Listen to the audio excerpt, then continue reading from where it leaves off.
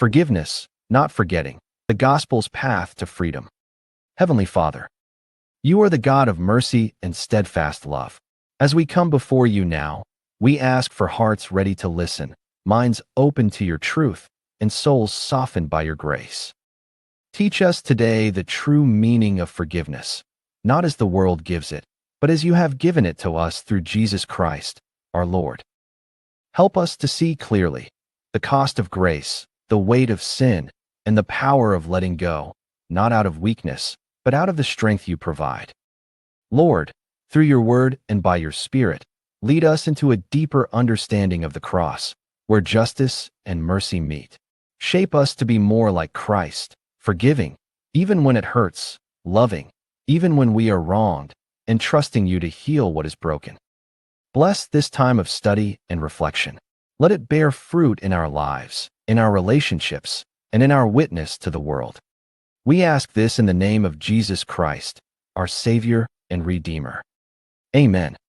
In a quiet corner of the soul, where wounds still ache and memories echo, one question often lingers.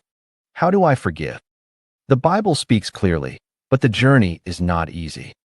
Today, we invite you into a sacred reflection, not just on what forgiveness is, but what it is not. Forgiveness isn't simply forgetting.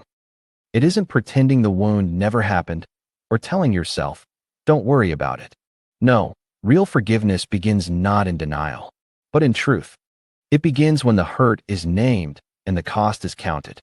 Be kind to one another, tender-hearted, forgiving one another, as God in Christ forgave you. Ephesians 4 verse 32. God is just. And so, true forgiveness must begin with a recognition of justice. Someone has taken something from you, your peace, your dignity, your trust. That wrong carries a cost, and justice rightly demands repayment. But here's the miracle of forgiveness. Forgiveness means acknowledging the debt and choosing not to collect. Not because justice doesn't matter, but because we entrust justice to God. The path of forgiveness involves 3 sacred steps. Acknowledge the hurt, realize the pain, and name it honestly. Count the cost. What was lost? What was taken? What did it cost you? Release the debt, lay it down, not because they deserve it, but because Christ paid the highest price. This is no easy road. But it is the road Christ walked, all the way to the cross. Let us be clear, forgiveness is not reconciliation. Forgiveness is the release of the debt. Reconciliation is the restoration of trust. Forgiveness is your choice. Reconciliation is a mutual journey. Sometimes, forgiveness means letting someone go. Not with bitterness, but with clarity and peace. Forgiveness is rarely a moment. It is a process. Like waves that return to shore, pain resurfaces. Each time, we are invited again to say, I will not hold this debt. And still, God is patient with us. If we confess our sins, He is faithful and just to forgive us. 1 John 1 verse 9. But our hearts and minds remember. Sometimes, they remember too well.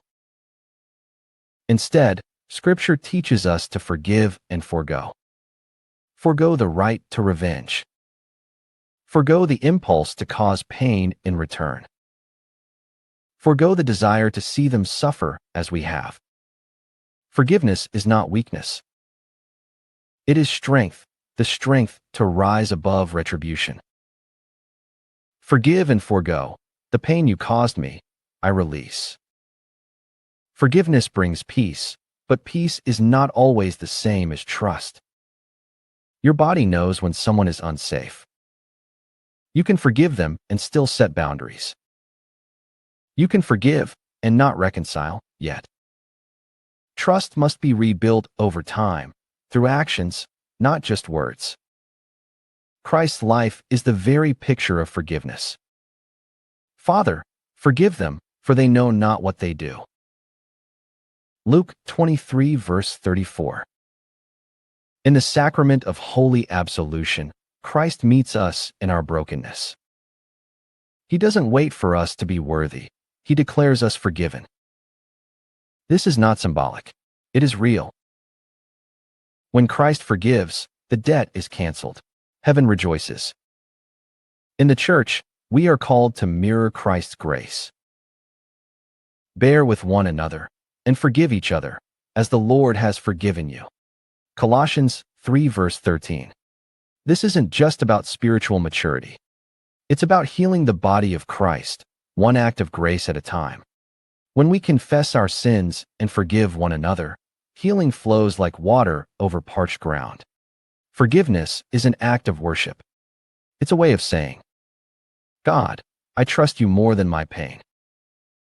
I trust that your justice is better than my vengeance. And so, we forgive again and again, because he first forgave us.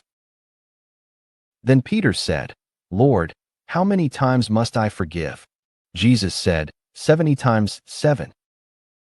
Matthew 18 verses 21 to 22. Forgiveness is not forgetting.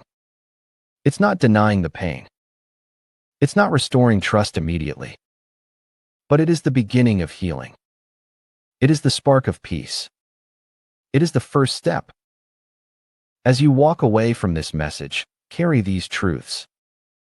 Forgive, even when you still feel the pain. Set wise boundaries while showing Christ's love. Rebuild trust slowly, with discernment. And above all, receive the forgiveness Christ offers you, again and again. Let the world see his grace in how you let go of what was and walk into what can be. Gracious Lord, thank you for meeting us in this moment of reflection, for reminding us of the depth of your forgiveness and the calling you have placed on our lives to forgive others. Where there is bitterness, bring peace. Where there is broken trust, give wisdom and patience. Where hearts are heavy, speak your healing word. Lord, help us to forgive not just with our words, but with our actions. Teach us to release the debts others owe us, just as you have canceled ours through the blood of Jesus. Guide us as we walk forward, not forgetting the past, but choosing to be ruled by your Spirit rather than by pain.